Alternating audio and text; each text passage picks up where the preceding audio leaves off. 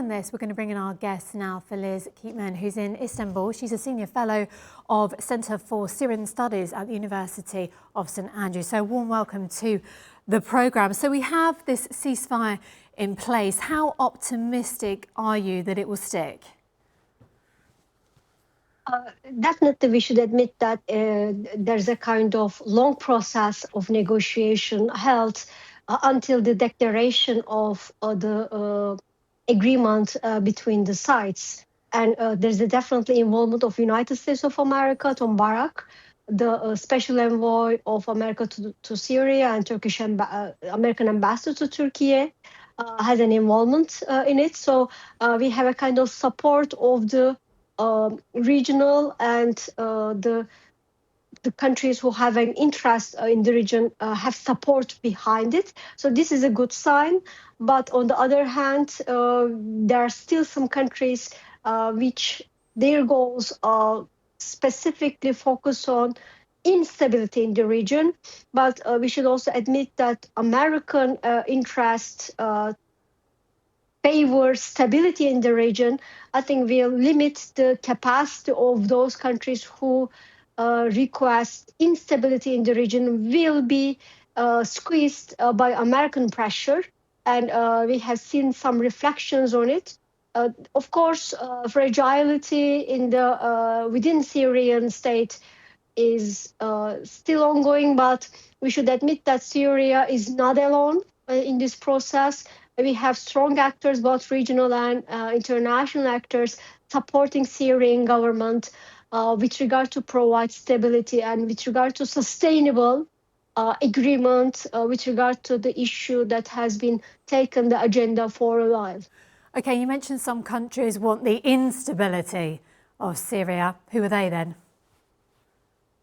Primarily, we should think about Israel. We have seen the efforts of Netanyahu government right after the new government took over Syria. They have already sent their forces immediately to Golan Heights, and they declared that it is under their authority. So we all know that they have some aspirations within Syrian geography, within Syrian borders. And this is the main country we should think of. And we all know that Iran has been a very long time under the Syria was under the influence of Iranian-backed forces. We know that they have moved towards Iraq, and we don't know what the future will hold, but definitely the support provided to Syrian government by United States of America and by Turkey, and we will see what the Russians will take place. We should see the ongoing statements made by these countries very closely, and the efforts by Iran, Israel, and the regional organizations, non-state organizations within the region, not only in Syria but in other countries. We should see what their efforts will be in the upcoming period in order to see who is in the which side. Yeah, that would be really interesting, because you just mentioned Russia there, an ally of Bashar al-Assad. So what do you think that they'll be saying? Because we haven't really heard anything yet. Some countries have been silent so far. It's primarily what Russia is bothered on right now.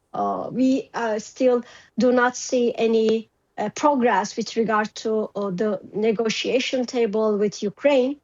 And we also have not seen any kind of news regarding the recent aggressive behaviors of Russia towards European countries. And we have a new issue, which is Greenland, where Arctic and where Russian interests are very much focused on these regions. And if these regions are on the table, Russia will be forced to deal with these regions instead of Syria. And we should see what will happen on those fronts in order to understand what will be the Russian involvement in Syria. And we should also see that the Syrian efforts between the current Syrian government and Russian Federation are not that bad. It's a positive sign, but still it is very much dependent on where Russian focus will be in the upcoming period in order to see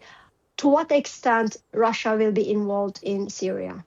Plenty of geopolitics at play. Thank you very much indeed. That's Filiz Katman, a senior fellow of Centre for Syrian Studies at the University of St Andrews. Thank you for your time.